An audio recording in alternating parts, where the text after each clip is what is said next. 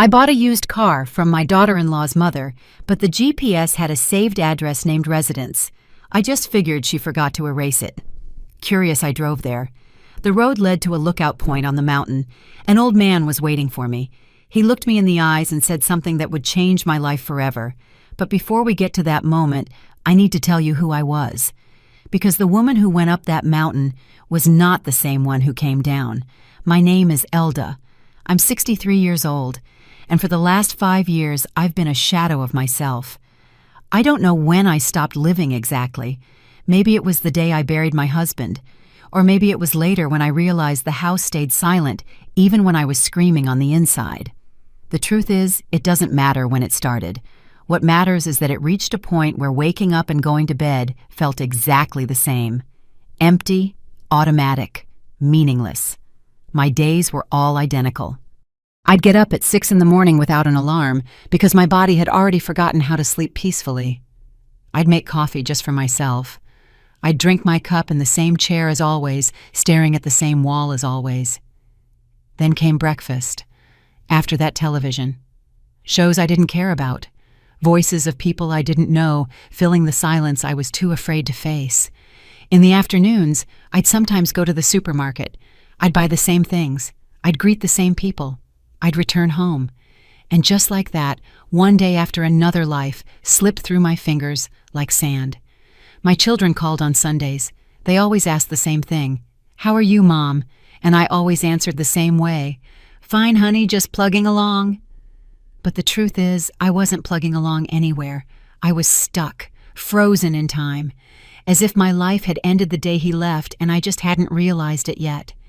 Sometimes I'd look in the mirror and not recognize the woman looking back at me. Her eyes were tired.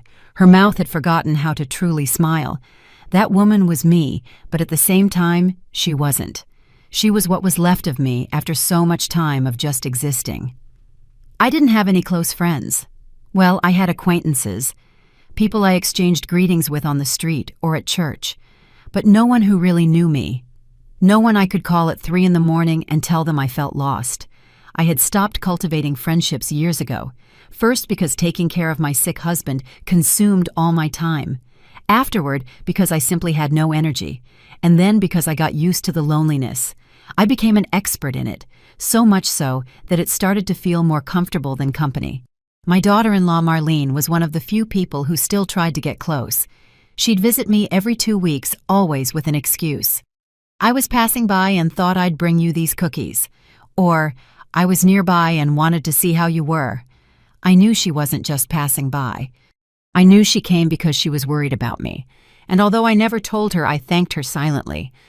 Marlene had that rare ability to be present without invading, to care without judging. She was a good kid. Better than my son deserved, if I'm being honest. It was Marlene who told me about the car. One April afternoon, she came to my house with that look you get when you have something important to say, but don't know how to start. We sat in the living room. "Brace yourself." And after a few minutes of small talk, she dropped the news. Her mother Eloise had passed away 3 weeks ago. Cancer, fast and merciless as those things usually are. I had barely known her. We saw each other a couple of times at family gatherings. We exchanged polite words, but nothing more. She was a quiet, elegant woman, always with a deep sadness in her eyes that I didn't know the source of. Marlene told me they were selling her mother's things, the house, the furniture, the car, and that she had thought of me when she saw the car because she knew I needed one. Mine had died 6 months ago, and since then, I depended on taxis or asking my kids for rides, which I hated. I didn't like being a burden. I didn't like needing anyone. Marlene offered me the car at a ridiculously low price. $3,000 for a vehicle that was worth at least $10,000. "It was Mom's car," she said. "I want it to go to someone who will take care of it, someone in the family." I accepted without thinking much. I needed a car, and the price was impossible to refuse. But more than that, I think I accepted because it was easier to say yes than to explain why not. We signed the papers that same week. Marlene handed me the keys with a sad smile. "Mom took great care of it," she said. "I hope it serves you well." I nodded. I thanked her and went home with a car that still smelled like the perfume of a dead woman. The first few days I only used it for the basics. Going to the supermarket, the pharmacy, to church on Sundays. It was a good car. A gray sedan, comfortable, quiet. It had built-in GPS, something my old car never had. At first I didn't pay attention to it. I wasn't going anywhere new that required navigation. But one afternoon, while waiting in the bank's parking lot, I started playing with the buttons. Bored curiosity. Nothing more. I turned on the GPS and started looking through the functions. And that's when I saw it. There was a saved address. Just one. It was named Residence. I thought it was Eloise's house, that she had simply saved her own address for some reason. Older people do those things sometimes. We save redundant information just in case. But something seems strange. Why name it Residence and not home or house? The word sounded formal, distant, as if it wasn't a place where you actually lived, but a place you went to. That night I couldn't sleep. I kept thinking about that address. Why was it there? What did it mean? I told myself it was silly, that it didn't matter, that Eloise had probably saved it years ago and forgot to delete it. But my mind couldn't let it go, because deep down I think I needed a mystery, something to break the monotony, something to make me feel curious again. And that address, so simple and so strange at the same time, was exactly that. The next day I found myself looking up the address on the internet. I copied the coordinates from the GPS and pasted them into the map. The location appeared in the middle of nowhere, a mountain road 2 hours from the city, no marked buildings nearby, no clear references, just a point on the map surrounded by green, a scenic overlook maybe, or an abandoned place. It made no sense. Why would Eloise have an address like that saved? What was up there that deserved such a specific name? 3 days passed. 3 days in which I couldn't think about anything else. I'd find myself staring at the car keys, imagining myself driving up that mountain, wondering what I would find at the end of the road. I felt ridiculous. A 63-year-old woman obsessed with an address in a GPS. But at the same time, I felt something I hadn't felt in years. Something close to excitement, to anticipation. As if there was a secret waiting for me, and only I had the key to discover it. On the morning of the 4th day, I made a decision. I was going to go. I had nothing to lose. No one was waiting for me at home. I had no plans. I had no reason to stay. And maybe, just maybe, that place had answers. Or maybe it had nothing. But either way, I needed to know. I needed to follow this curiosity to the end. Because if I didn't, I knew I would regret it. And I already had enough regrets in my life to add one more to the list I carried in silence. I left early that morning, before I could change my mind, before reason could convince me it was crazy. I dressed in comfortable clothes. I filled a water bottle. I grabbed the keys and left the house without looking back. The GPS was already on. The address Residence blinked on the screen like an invitation, or like a warning. I wasn't sure which. The first few streets were familiar. I passed by places I knew, the bakery where I bought bread on Saturdays, the park where I used to walk with my husband, the school where my children studied decades ago. But as I got farther from the center of the city, everything started to become unfamiliar. The houses became more spread out. The buildings disappeared, the trees multiplied, and suddenly I was on a highway I had never seen before. The GPS guided me with that calm, robotic voice. Continue for 2 miles. Turn right. Stay on this road.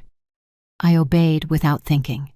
My hands on the wheel, my eyes on the road, my mind in a place between fear and curiosity. I didn't know what I expected to find. Part of me thought I would arrive at an empty house or an abandoned place with no story. But another part, the part that had kept me awake for 3 nights, knew there was something more. The road started to climb, sharp curves, trees so tall they blocked the sun. The air became cooler, cleaner. I could smell the pine and damp earth. It had been years since I'd left the city like this. Years since I'd ventured beyond my small circle of safety. And now here I was driving up a mountain for an address a dead woman had left saved in her GPS. If someone had told me a week ago I would be doing this, I would have laughed, or I would have thought I was losing my mind. An hour passed, then another. The road became narrower, more solitary. There were no other cars, no houses, just the road winding through the trees and the sound of the engine filling the silence. I started to doubt, to wonder if I should turn back, but something inside me said to keep going. That I had already come this far, that turning back would be worse than continuing. "You have arrived at your destination." The GPS voice startled me. I looked up and saw the road ended in a small dirt clearing. There was space to park 3 or 4 cars, but the place was completely empty. To one side, a stone path led toward what looked like an overlook. I could see a wooden railing in the distance, and beyond it, the open sky. I turned off the engine. The silence that followed was absolute. I sat in the car for a moment, breathing, trying to calm the nerves that suddenly washed over me. What was I doing here? What did I expect to find? But there was no turning back now.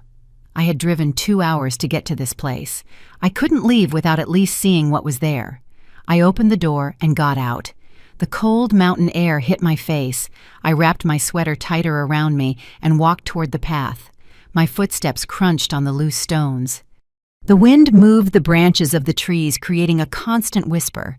As I got closer to the lookout, the landscape opened up in front of me. Mountains stretching as far as the eye could see, deep valleys covered in green. A sky so vast it made me feel small and insignificant. But it wasn't the landscape that took my breath away. It was the man standing by the railing, an old man. He must have been almost 80. He had his back to me, looking at the horizon. He wore a worn brown sweater and dark pants. His hair was completely white, and there was something in the way he stood so still, so patient, that made me think he had been waiting for a long time. I took another step, then another. My feet seemed to move on their own. And when I was a few feet away, he turned, as if he had sensed my presence. Our eyes met, and in that moment, I knew this was not a coincidence. I knew this man knew exactly who I was, or at least he knew why I was there. "You came," he said. His voice was soft, hoarse with age, but full of contained emotion. I froze. I didn't know what to say. I didn't know what to do. I just stared at him, trying to understand what was happening. He took a step toward me. His eyes were wet. I thought no one would. I thought the message would be lost. "But you came." "I don't understand," I finally managed to say. My voice sounded small, shaky. "Who are you? Why are you here? What message?" The old man smiled, a sad smile that carried decades of pain. "The car you're driving," he said. "It belonged to Eloise." I nodded slowly. "Yes, it was my daughter-in-law's mother's. She passed away a month ago." He closed his eyes for a moment, as if those words caused him physical pain.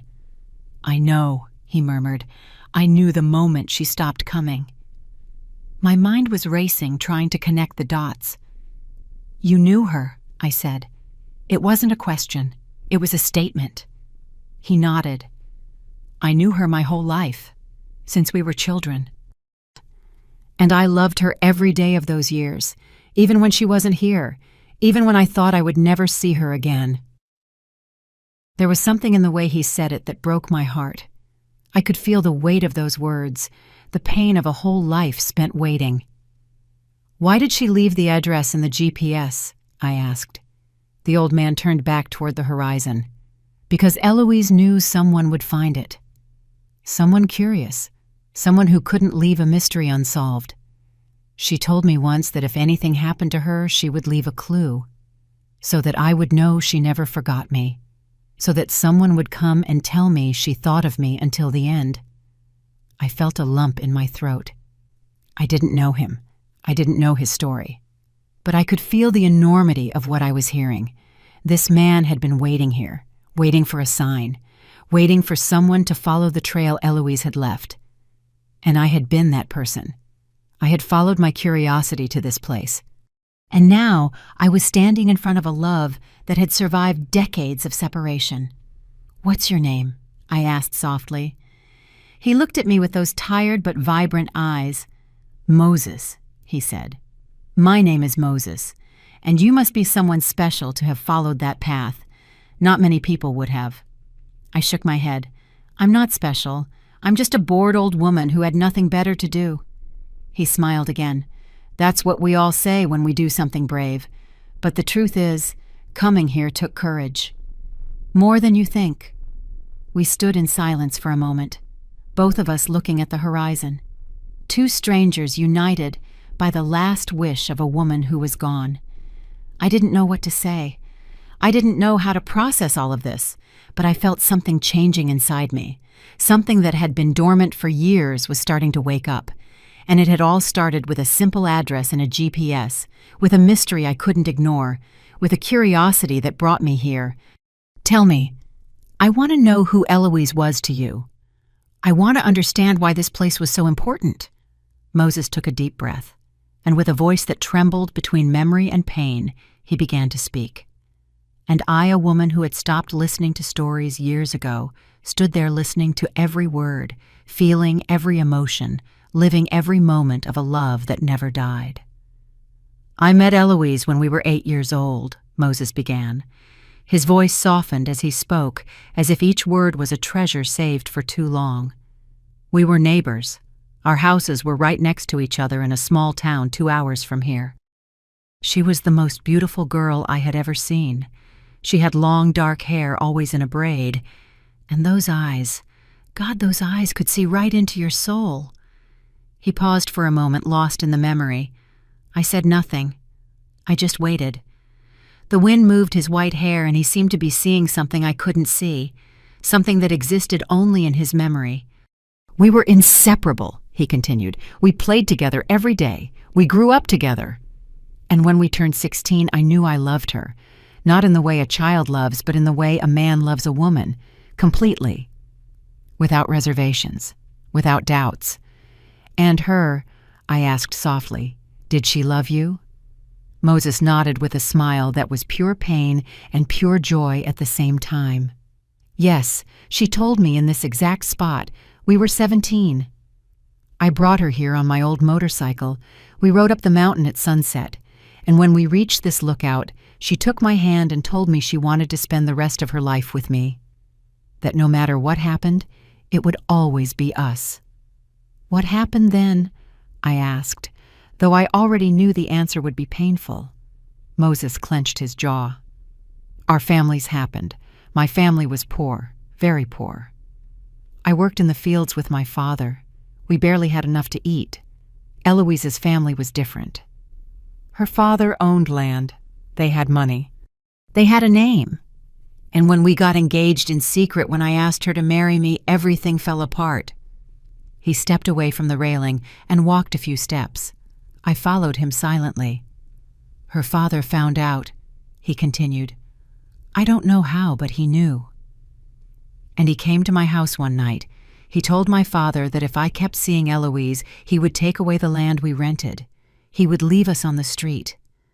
My father begged me to leave her. He told me I couldn't ruin the whole family for a youthful romance, that there would be other women, that in time I would forget. But you didn't forget her," I said. Moses laughed humorlessly. "How could I? I tried to stay away. I stopped looking for her. I stopped going to the places where I knew she'd be. But the pain was unbearable, and she was suffering too. I found out later that she cried every night, that she stopped eating, that her father had to take her to the doctor because she was sick with sadness. 3 months later, Eloise came looking for me. She found me working in the fields.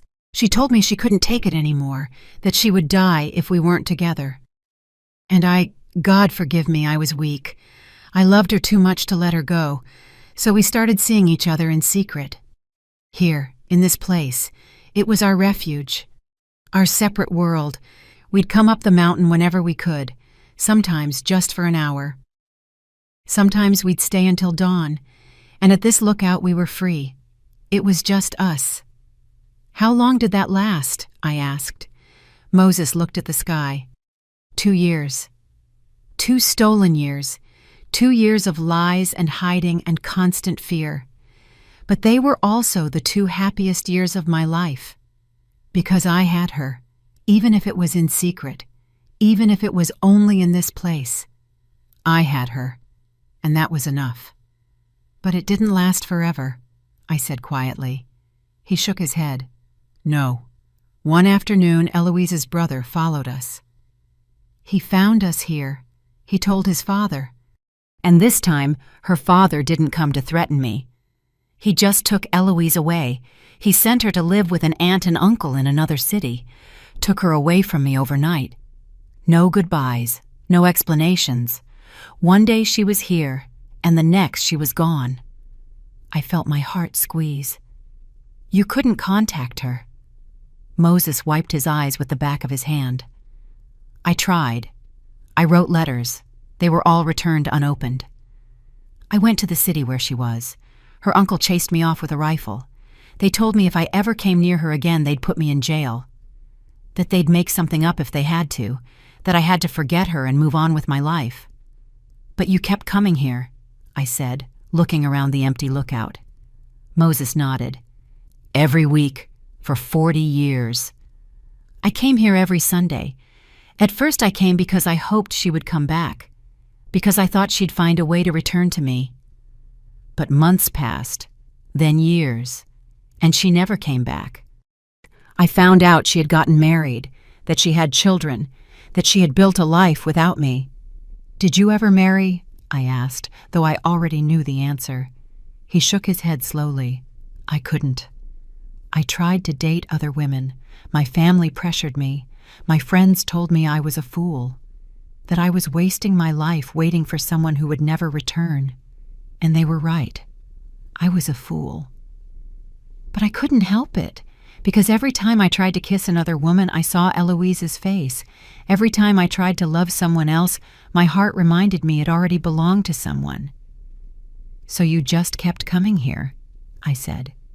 Moses smiled sadly. Yes, it changed from hope to a ritual. I no longer came expecting to see her. I came because this was the only place I could still feel her close, where the memories were so strong I could almost hear her laugh.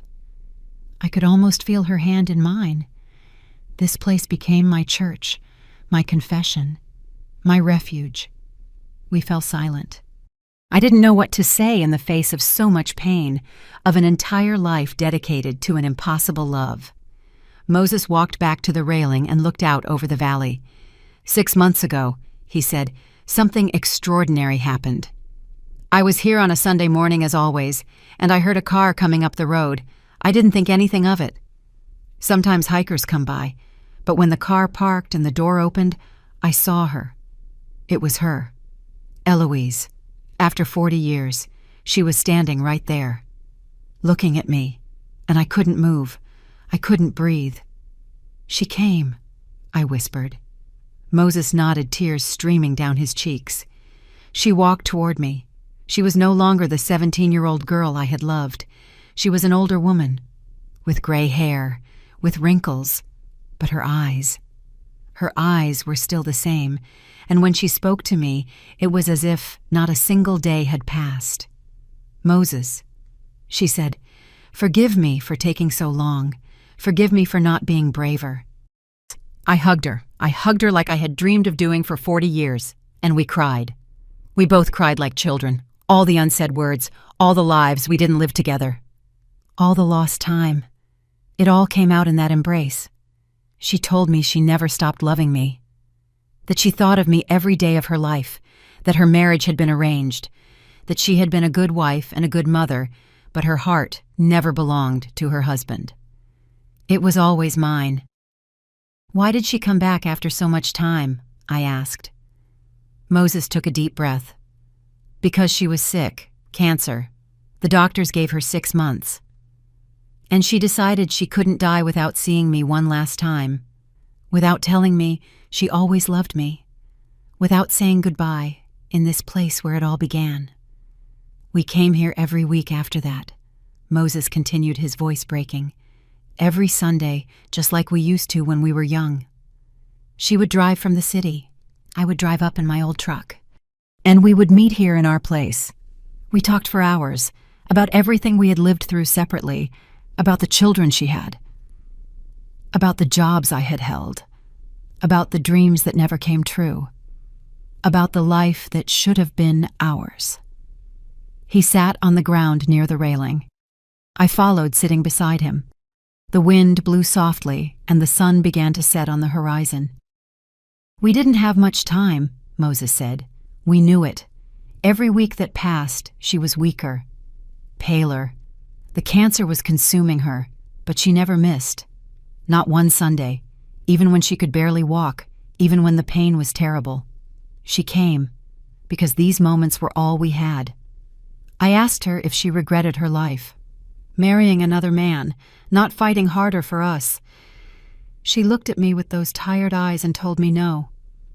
That she had loved her children, that she had found purpose in being a mother, but that if she could go back, if she could choose again, she would have chosen me without hesitation. And that in some strange way gave me peace, knowing I wasn't the only one who carried this love all these years. The last time we saw each other was 2 months ago. Moses continued. She was very sick. She could barely breathe. I told her not to come anymore, to stay home, to rest. But she insisted. She told me she needed to see me one last time, that she needed to say goodbye here, in the place where it all began. So she came. Her daughter Marlene drove her in the car. She helped her get out, and she left us alone for an hour. Marlene knew, I asked, surprised. Moses nodded. Eloise told her everything. She told her our story, told her I had been the love of her life. Marlene cried when she found out. She cried for her mother, for me, for all the time we lost. But she understood, and she was generous enough to give us that last moment together.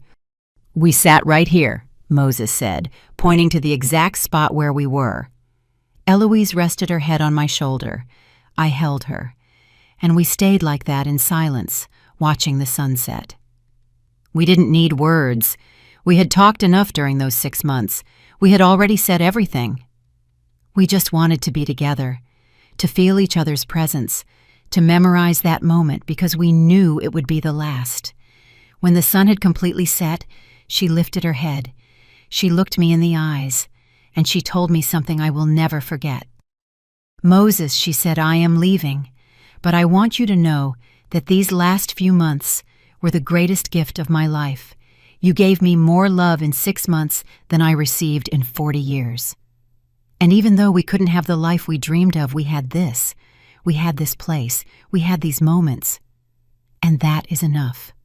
I told her I loved her, that I would love her until my last breath, that when I died, my soul would come looking for her, and we would finally be together, and no one could ever separate us. She smiled, that sad smile she always had, and she gave me a kiss, a long, deep kiss, a kiss that tasted like goodbye and a promise at the same time.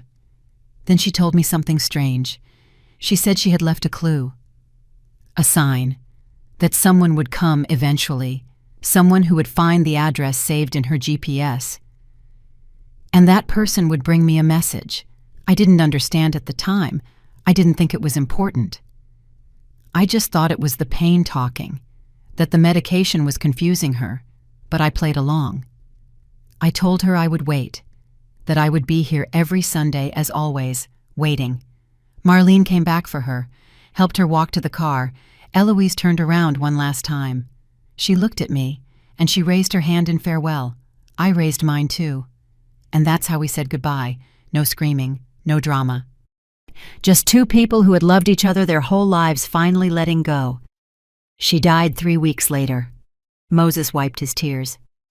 I didn't go to the funeral. I wasn't invited, and I wouldn't have gone even if I had been. I didn't want to see her in a casket. I didn't want my last memory of her to be that.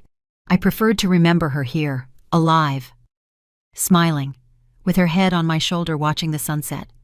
But I kept coming every Sunday, because I had promised her I would be here, and because somehow I felt she was still visiting me, that her spirit was in this place, in the wind, in the trees, in the silence. And then today, when I saw that gray car coming up the road, the car I knew so well, I knew it was the sign. I knew you were the person Eloise had mentioned. He looked me straight in the eyes. And you came. I don't know who you are. I don't know why you decided to follow that address. But you came, and that means Eloise kept her promise. She left a trail so someone would find me. So someone would tell me she thought of me until the end, so I would know I wasn't crazy for waiting here all these years, that what we felt was real, that our love mattered. I felt tears running down my cheeks. I didn't know what to say. The story of Moses and Eloise was devastating. It was beautiful and tragic at the same time. And I had been the messenger without knowing it. I had followed my curiosity to this place and found a love that survived decades of separation. A love that neither distance, nor time, nor death could destroy.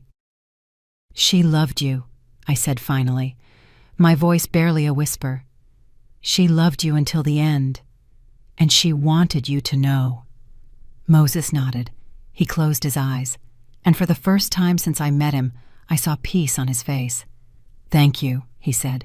Thank you for coming. Thank you for listening. Thank you for letting me tell this story. I've carried it alone for so long that sometimes I thought I would go crazy. We sat there as night began to fall, two strangers who were strangers no longer, united by the last wish of a woman who had loved with her entire being. I thought about my own life, my own loneliness, the 5 years I had wasted just existing, and I realized that Eloise hadn't just left a message for Moses. She had left one for me too. She had shown me that true love exists, that it's worth taking risks, that it's worth feeling, that a life without love isn't really living, and that it's never too late. Eloise had been 62 when she went back to find Moses, 62 years old and with only months to live. But she did it. She had the courage to follow her heart one last time, and those 6 months were enough. They were everything. Moses, I said softly. He looked at me. Thank you for sharing your story with me. You've taught me something I had forgotten, something I had buried along with my husband. You've reminded me that I'm still alive, that I can still feel, that I can still choose to truly live instead of just existing. He smiled. Then Eloise left a message for you too, not just for me, for you. That night, I drove back home in complete silence. I didn't turn on the radio. I didn't want any noise to interrupt the thoughts swirling in my head. The story of Moses and Eloise had stirred something deep inside me, something I thought was dead. I got home after midnight. I went inside, locked the door, and for the first time in 5 years, the loneliness didn't feel comfortable. It felt wrong. It felt like a choice I had been making without realizing it. I couldn't sleep that night. I stayed awake staring at the ceiling, thinking about Eloise, about how she had lived for 40 years with a love hidden in her heart, how she had been a good wife and a good mother, but never complete. And I thought about Moses, how he had waited his whole life, how he had chosen loneliness rather than love anyone who wasn't her. And I wondered which was worse, living halfway like Eloise, or not living at all like Moses.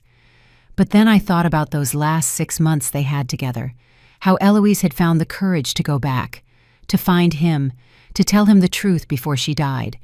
And I realized that had been her redemption, her way of closing the circle, of not leaving this world with that love trapped inside. She had been brave, braver than I had been in years. The next morning I woke up different. I couldn't explain exactly what had changed, but something in me had shifted.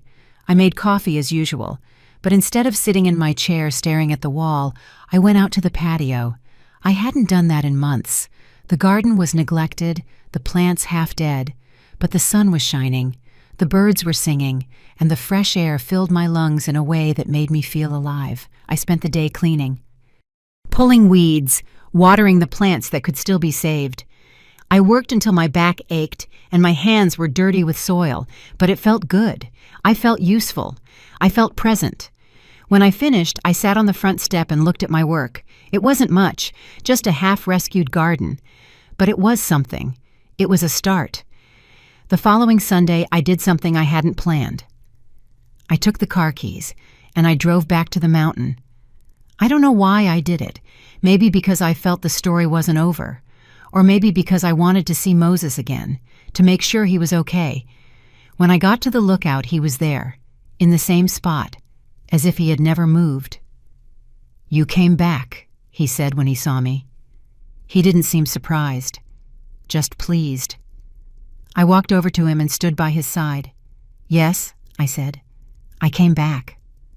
I wasn't sure why, but I felt I should. Moses nodded, looking at the horizon. Sometimes places call to us. Or people. Or stories that haven't finished being told. We stood in silence for a while. It was a comfortable silence, the kind of silence you can share with someone without feeling the need to fill it with unnecessary words. Finally, I asked him if he came every Sunday. He said yes, that he had come every Sunday for 40 years and he wasn't going to stop now. "This is my place," he said, "my sanctuary, the only piece of earth where I feel at peace." "Can I come with you?" I asked. The words came out before I could think about them. I don't know where they came from, but the moment I said them, I knew they were right. Moses looked at me surprised. "You'd like to do that?" he asked. I nodded. "I think so. I think this place is good for me, too. It reminds me there's more to life than just passing the days. It reminds me I can still feel something." Moses smiled. "Then come. Come every Sunday if you want. I could use the company. I've been alone here for a long time. It would be nice to share this place with someone." And so it began. Every Sunday I would drive the 2 hours to the lookout. Moses would already be there waiting. At first we just sat in silence, looking at the scenery, breathing the mountain air. But slowly we started to talk. He told me more about his life, about the jobs he'd had, the things he'd seen, the places he'd traveled trying to forget Eloise but never succeeding. He told me about his family, about his parents who died without understanding why their son never married, about his siblings who stopped insisting after years of rejection. He told me he lived alone in a small house near the town, that his life was simple, quiet, lonely, but not unhappy. I started to open up too. I told him about my husband, about how I had loved him but not in the passionate way he had loved Eloise. My marriage had been good, stable, comfortable, but it never had that spark, that all-consuming, transforming fire. I told him I sometimes felt guilty about that, for not having loved enough, for having let my husband die without knowing my heart had always been a little asleep. Moses listened without judging. "Not all loves are like mine and Eloise's," he said, "and that doesn't make them less valid. Love comes in many forms. And the fact that you were there for your husband, that you took care of him, that you gave him a peaceful life, that is also love. We don't all need the storm. Sometimes the calm is enough." His words gave me a peace I didn't know I needed. I had carried that guilt for years, that feeling of not having been enough, of not having felt enough. But Moses was right. I had loved in my own way, and that was okay. I didn't have to be like Eloise for my love to count. I had been me, and that was enough. The weeks passed. Sundays became the part of the week I looked forward to most. They weren't just another day anymore. They were the day I felt alive again, the day I had something to look forward to. Something that got me out of the house and reminded me there was a world out there, a beautiful world, a world worth experiencing. I started to notice changes in myself. Small at first. I started dressing up more, not just on Sundays, but every day. I'd put on clothes I liked instead of the first thing I found. I'd fix my hair. I'd put on a little makeup, not out of vanity, but because I was starting to care again how I looked. I was starting to care about myself again. I also started going out more. I'd go to the farmer's market on Saturdays instead of doing one big, boring grocery trip. I'd walk in the park. I'd sit on the benches and watch people go by. I accepted an invitation from a neighbor for coffee, something I had refused dozens of times before, and I discovered it wasn't so terrible. That talking to someone, laughing, sharing stories, it was nice. It was necessary. My children noticed the change. My son called me one Tuesday night. "Mom," he said, "you sound different, happier." I told him I was fine, that I had started going out more, that I had met a friend. I didn't tell him who Moses was. I didn't tell him the story. Not yet. That was something private, something for me, something I wasn't ready to share. But I told him I felt better, that I was finally starting to live again. And it was true. After 5 years of just existing, I was finally living. And it had all started with an address in a GPS, with a mystery I couldn't ignore, with a love story that taught me it's never too late to feel, that it's never too late to choose life over survival, that it's never too late to open your heart again. 3 months had passed since that first Sunday at the Lookout. 3 months of increasingly deep conversations. 3 months of shared silences that said more than 1,000 words. 3 months in which Moses and I became something more than two strangers united by someone else's story. We became friends, confidants, companions in the midst of two lonelinesses that had lasted far too long. One Sunday, I arrived at the Lookout, and Moses wasn't in his usual spot by the railing. I found him sitting on a rock by the side of the path. He looked tired, older than usual. I approached worried. "Are you okay?" I asked. He looked up and smiled, but the smile didn't reach his eyes. "I'm fine, Elda. Just a little tired. The years weigh more heavily on some days than others." I sat down next to him. For the first time, I noticed how much he had aged. The deep wrinkles around his eyes, the trembling hands, the way he breathed as if it were an effort. This man had waited his whole life. He had come to this place for 40 years. And now that he had finally had his goodbye with Eloise, it seemed his body had decided it could rest. "You know," Moses said after a long silence, "when Eloise died, I thought I would go soon too. I thought that without her, without the hope of seeing her again, I would have no reason to go on. But then you came, and I realized that maybe there was another reason. Maybe Eloise sent me someone not just to give me her message, but to teach me that life goes on. That there is still beauty in being alive, even at our age, even after everything." His words touched me deeply. I had thought the same thing. That after my husband there was nothing left for me, that my life was already written and all that was left was to wait for the end. But these 3 months had shown me the opposite. They had taught me that there is always room for new stories, for new connections, for new beginnings, no matter how old we are. Moses looked at me with an intensity I hadn't seen before. "Elda," he said, "can I confess something to you?" I nodded. "Of course. Anything." He took a deep breath. "I have enjoyed these Sundays more than I can express. When you arrive, this place feels different. It's no longer just the sanctuary of a lost love. It's also a place of hope, of the present, of life. And I've realized that I look forward to Sundays, not just out of habit, but because I know you will be here." I felt something move in my chest, something I hadn't felt in years, maybe ever. It was different from what I felt for my husband. It wasn't the comfort of familiar love. It was something more intense, more present, more real.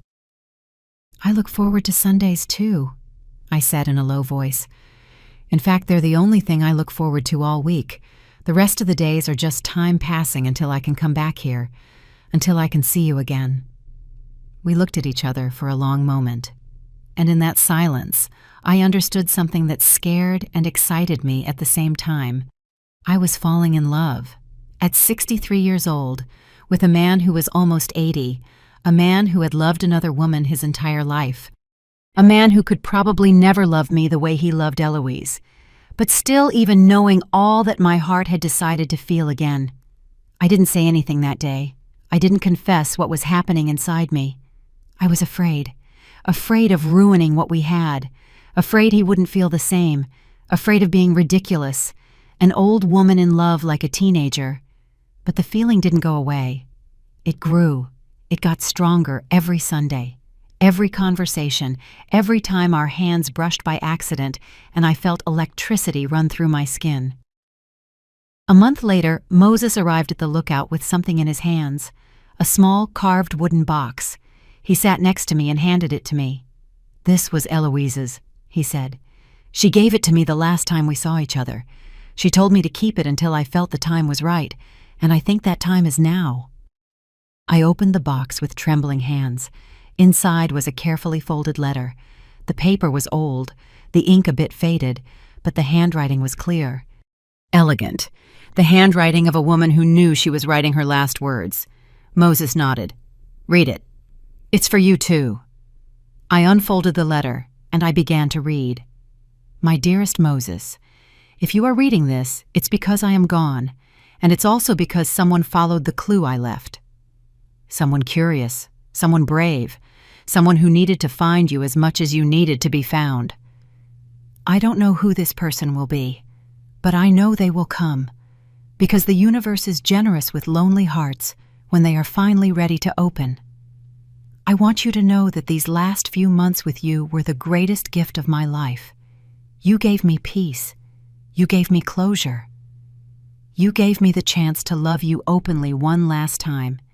And although I am leaving, I leave happy, because I know I loved you well, and because I know you loved me better. But now I need you to promise me something. I need you to live. Truly live. Not just exist waiting for me at that lookout. I need you to open your heart to the possibility of being happy. You don't have to love me less to love someone else. The heart doesn't work that way. Love isn't used up. It multiplies, and you have so much love to give that it would be a crime for it to die unshared. To the person reading this with Moses, thank you. Thank you for following your curiosity. Thank you for listening to his story. Thank you for giving him company. I know you didn't know me. I know this must seem strange. But I trust that the universe put you in his path for a reason. Maybe he needed your friendship, or maybe you needed his story, or maybe just maybe you need each other in ways you don't yet understand. Don't be afraid to feel. Don't be afraid to live. I wasted 40 years being a coward, 40 years where I could have fought harder, where I could have been braver. Don't make my mistake. If there's something you want to say it. If there's something you want to do it. Because time is cruel and unforgiving, and regrets weigh more than any mistake. With love, Eloise." Tears were streaming down my face when I finished reading. I looked at Moses and saw he was crying too. We stayed like that for a long time. 2 broken people. 2 lonely people. 2 people who had found comfort in each other's pain. And now we had the blessing of a dead woman to dare to feel something more. "Elda," Moses said in a hoarse voice, "there's something I need to tell you." I shook my head. "No, let me speak first, because if I don't say it now, I never will. And Eloise is right. I don't want any more regrets." I took his hand, the old wrinkled hand of a man who had waited a lifetime. "I've fallen in love with you, not in the way I loved Eloise. That was fire, passion, a storm. This is different. It's softer, calmer, but no less real, no less important." Moses squeezed my hand. "Me too," he said. "I thought I could never love anyone else after her. I thought my heart had been buried with Eloise, but you proved me wrong. You taught me that the heart can love more than once, in different ways, and that it's okay. That it's not a betrayal. That it's just life following its natural course." We moved closer to each other, and there in the same place where Eloise and Moses had loved 40 years earlier, we kissed. It wasn't a desperate kiss. It wasn't overflowing passion. It was tenderness. It was understanding. It was 2 tired souls finding refuge in one another. It was perfect. When we pulled apart, we were both smiling, shy smiles, like teenagers experiencing their first love, because in a way, that's exactly what we were. 2 older people living something new, something they had never experienced like this, something that was worth every year of waiting, every year of loneliness, every year of pain. "What do we do now?" I asked. Moses looked at the horizon. The horizon he had stared at for 40 years, waiting for something that had finally arrived. "We live," he said simply. "We live whatever time we have left, without fear, without guilt. We just live." And that's exactly what we did. The following months were like a dream I didn't want to wake up from. Moses and I continued to see each other every Sunday at the Lookout. But now we also saw each other during the week. He would come down to the town and we would spend the afternoons together. We'd have coffee on my patio. We'd walk in the park. We'd go to the movies like two kids on their first date. And every moment felt precious. Every moment felt stolen from the time we had wasted being alone. The first time Moses came to my house, he stood in the doorway, looking at everything with curiosity. "It's a cozy place," he said. "It feels like you. Warm. Calm. Full of hidden life waiting to come out." I made coffee and we sat in the living room. We talked for hours. About everything and nothing. About our past lives, about our fears, about our hopes for the time we had left. I told him more about my husband, about how he had been a good but distant man, about how our marriage had been more of a partnership than a romance. We took care of each other, I told him. We raised our children. We built a stable life. But there was never that spark. That deep connection. And for years I thought that was normal. That's just how marriage was. But now I realize I was settling. Moses listened without judgment. "I don't think you were settling," he said. "I think you were doing the best you could with what you had. Not everyone receives the same kind of love, and not all of us know something different exists until we experience it. You were a good wife, a good mother. That counts. That matters, and now you're getting a second chance. Not many people get that lucky." He was right. Not many people our age get a second chance at love. Most resign themselves. They settle into loneliness or dead marriages. But we had found something different, something unexpected, and we weren't going to waste a second of it. I started introducing him to my neighbors. At first, with some embarrassment. I didn't know how to explain who he was. My boyfriend sounded ridiculous at 63. My friend sounded too casual for what we felt.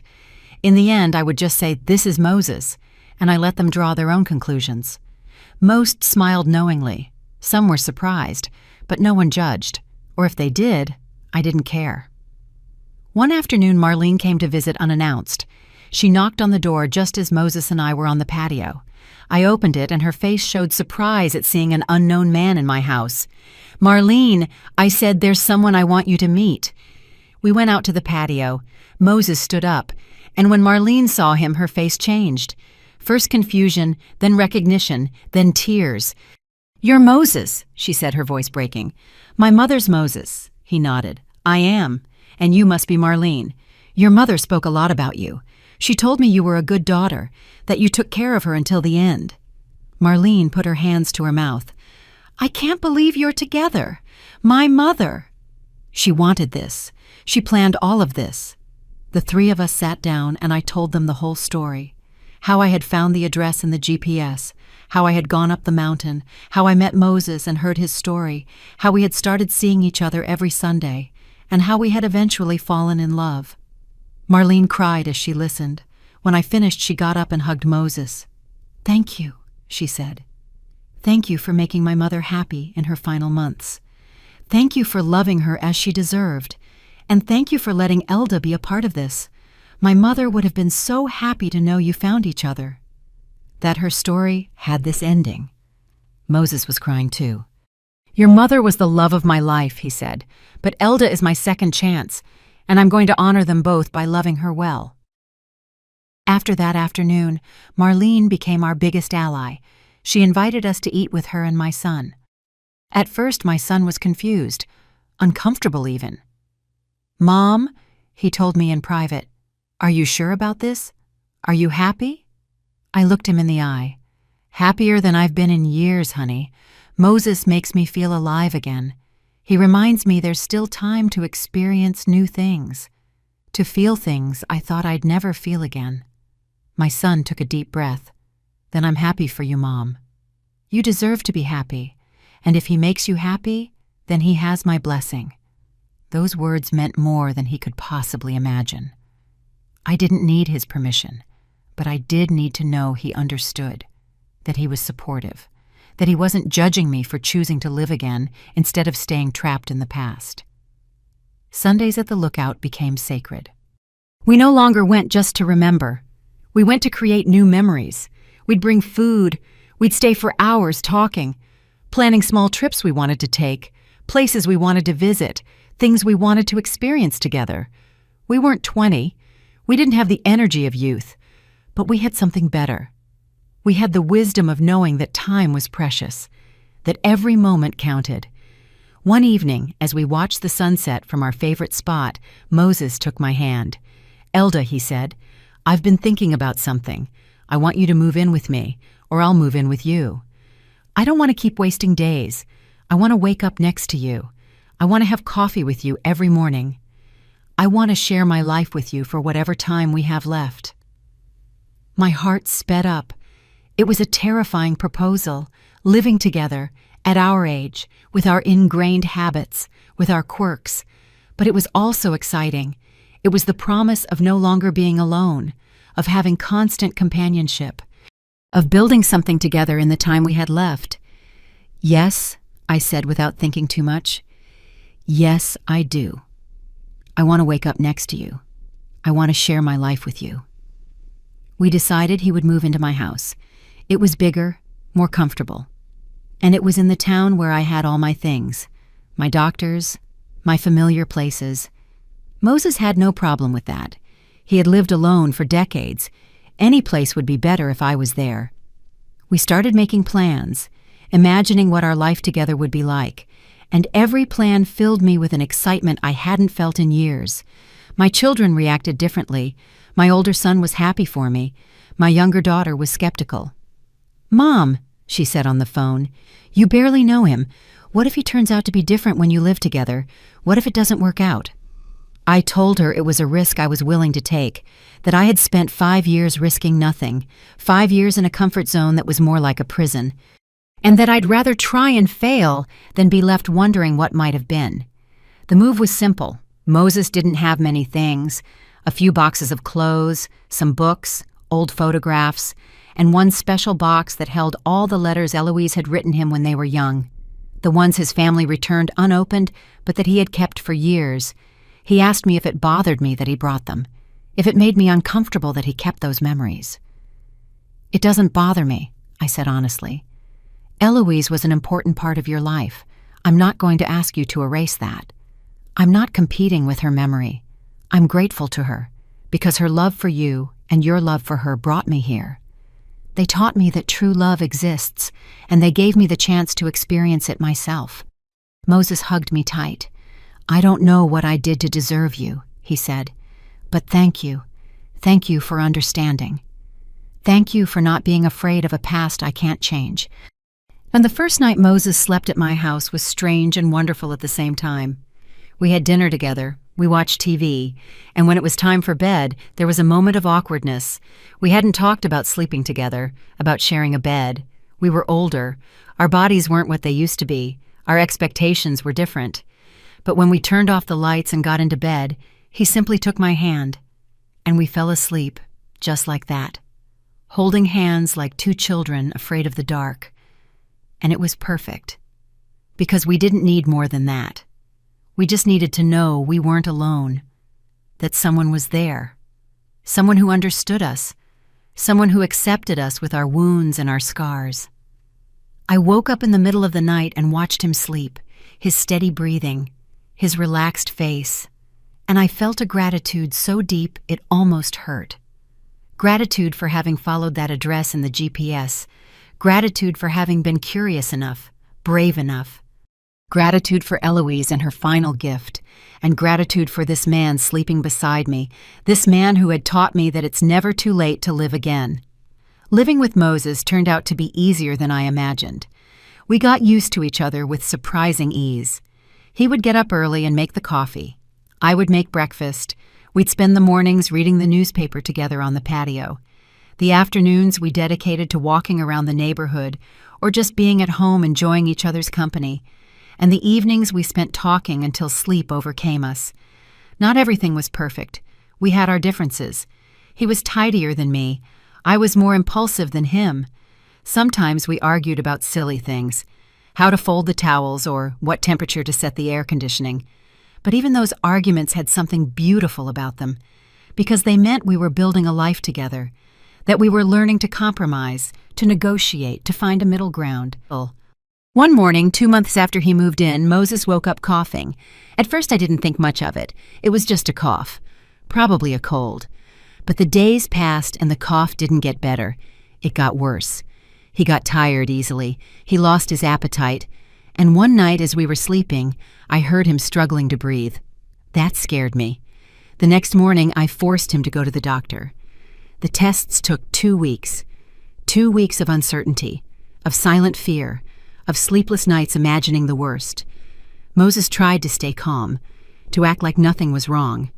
But I saw the fear in his eyes. I saw how he looked at things more intently, as if he were memorizing them, preparing to say goodbye. When the results finally came, the doctor gave us the news with a gentleness that only made it hurt more. Lung cancer. Advanced. It had probably been developing for years without symptoms. Treatment could give him a few more months, maybe a year, but it was aggressive. And at his age, his body might not withstand the chemotherapy. He had to decide, quality of life or quantity of time. We left the office in silence, got in the car, and just sat there saying nothing. Finally, Moses spoke. "I'm not going to do the treatment," he said. "I'm not going to spend my last months feeling worse than I already do. I want to live, really live, for whatever time I have left. I want to enjoy every day with you without being sick and weak from the medicine." I wanted to argue. I wanted to convince him to fight, to try anything that could give him more time. But when I looked him in the eyes, I understood. He had waited his whole life. He had suffered 40 years of loneliness. And now that he had finally found peace, he wasn't going to waste his last months in hospitals and painful treatments. He was going to live, and I was going to be by his side. "Okay," I said, taking his hand. "We'll do it your way. We will live every day as if it's a gift, because it is. And when the time comes, I'll be with you. You won't be alone, I promise you."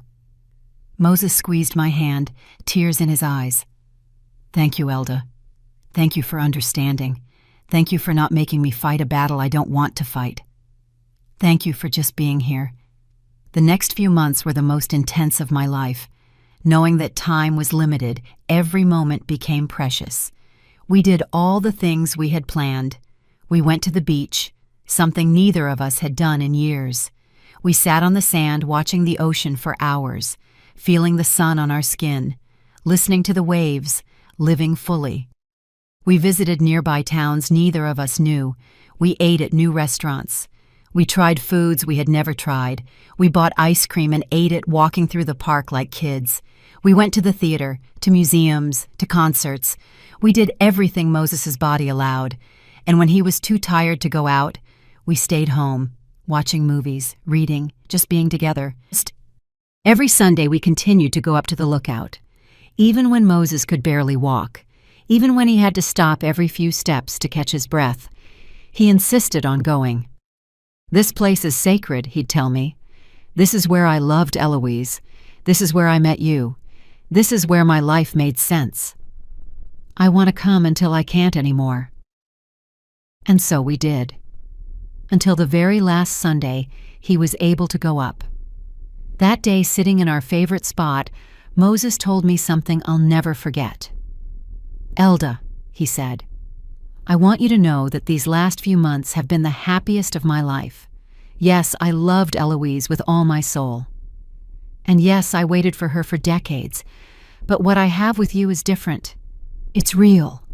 It's present. It's complete.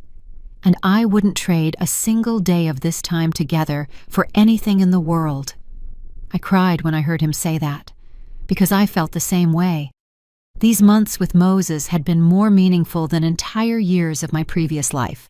He had taught me how to truly live, to feel deeply, to not be afraid of love just because it comes with the possibility of loss. Love always comes with that possibility, but it's worth it. It's always worth it. It reached a point where Moses could no longer get out of bed. His body was finally giving up. I hired a nurse to come during the day, but the nights were mine. I would lie down next to him. I'd hold his hand. I'd talk to him about our memories, about the things we had experienced together. I'd read him his favorite books. I'd play soft music. And he would smile. Even in pain, he would smile. One night, Marlene came to visit us. She brought my son with her. They sat around Moses's bed, and he told them stories about his youth, about Eloise, about how he had met his dead mother-in-law, about how she had been the love of his life, but I had been his redemption. My son cried. He didn't know men who were almost 80 could love like that, with so much intensity, with such purity. Before they left, my son hugged me. "Mom," he said, "I'm sorry I ever doubted this. I'm sorry I didn't understand from the beginning. What you two have is special. It's rare, and I feel lucky to have witnessed it. You taught me that it's never too late for love, that you should never give up." Those words gave me peace, because they meant that what Moses and I shared hadn't just changed us. It had touched others too. The last week was the hardest. Moses slept most of the time. When he was awake, he could barely speak, but his eyes said everything. When he looked at me, I saw gratitude, love, peace, and I tried to give him that same look back, to tell him without words that it had been worth it, that I would do it all over again, that I regretted nothing. On the last night, I lay down next to him as always. I whispered in his ear, "I love you, Moses. Thank you for teaching me how to live again. Thank you for showing me that love can arrive at any moment. At any age, thank you for choosing me." He weakly squeezed my hand, and with an effort that must have cost him everything, he murmured, "Elda, my Elda. See you soon." He fell asleep with his hand in mine, and sometime in the early hours of the morning, his breathing stopped. It was quiet, peaceful, painless. I lay there next to him until the sun came up, crying, thanking him, saying goodbye, and when I finally got up, I knew I was changed forever, that I would never go back to being the empty woman I was before, because Moses had taught me something priceless. He had taught me that living is worth it, always. The funeral was small, intimate, just the people who truly knew him. Marlene spoke, my son spoke, and I spoke too. I told everyone how a GPS with a mysterious address had led me to the love of my life, how a dead woman had conspired from the beyond to unite two lonely souls, how Moses had saved me without even knowing it. And how our time together, though brief had been enough, it had been everything. After the funeral, Marlene gave me something, a letter. It was from Moses. He had written it weeks before he died and asked her to give it to me afterward. With trembling hands, I opened it, and I read his last words to me, words of love, of gratitude, of hope, and in the last line a request, "Keep living, Elda, not for me, for you, because you deserve every day of happiness you can find, and because now you know how. I love you. Always." The first few days after Moses's death were the darkest. I'd wake up expecting to see him next to me and find the bed empty.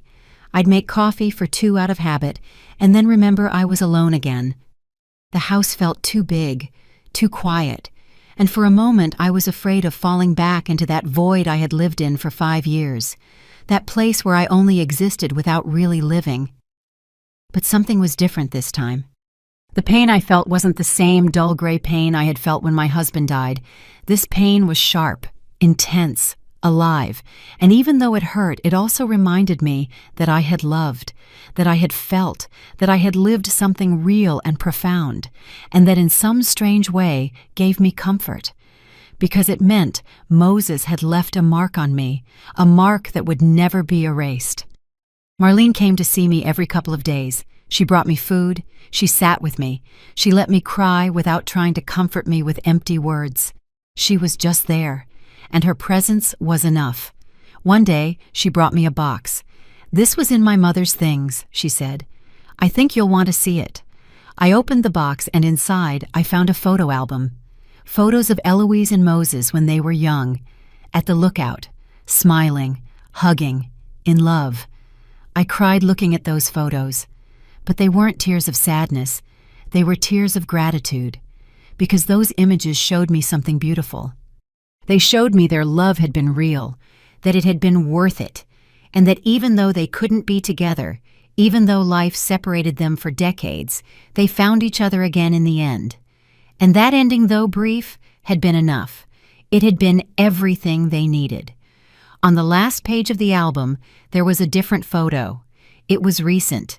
Eloise and Moses at the lookout, both old, both tired, but with the same smiles they had in the photos from their youth. Marlene told me she had taken that photo the last day her mother saw Moses, the day they said goodbye, and seeing them like that together one last time broke my heart and healed it at the same time. Weeks passed, then months. The pain didn't disappear, but it became more manageable. I learned to live with it, to carry it as part of me. And slowly I started going out again, walking in the park, having coffee with neighbors, accepting invitations I would have refused before. Because I remembered Moses's letter, his request for me to keep living, and I wasn't going to let him down. One Sunday, 6 months after his death, I took the car keys, the same car I had bought from Eloise, the same car that had the mysterious address that changed my life. And I drove to the lookout. I hadn't been back since Moses died. I was afraid it would be too painful. But something was calling me to that place. Something was telling me it was time to go back. When I arrived, the place was exactly as I remembered. The wooden railing, the tall trees, the infinite horizon. I walked over to the spot where Moses used to stand, where he had waited for 40 years, where he had told me his story, where we had fallen in love, and I just stood there feeling the wind on my face, listening to the silence of the mountain. "Hello, Moses," I said out loud. "Hello, Eloise. Thank you. Thank you for everything. Thank you for teaching me that love exists, that it's worth the risk, that it's never too late." Tears were running down my face, but I was smiling, because I knew that wherever they were finally together, finally free, finally at peace. I sat on the ground, in the same spot where Moses and I had sat so many times, and I took a notebook out of my bag. I had started writing, documenting our story, the story of how an address in a GPS led me to love, how two lonely people found each other in the most unexpected place, how we learned that it's never too late to live again. I wrote for myself, to process, to remember, but I also wrote with the hope that someone else might read it someday, someone who was lost like I had been, someone who needed to know that there is always hope. I spent hours up there that day, writing, remembering, crying and laughing at the same time. And when the sun began to set, I closed the notebook.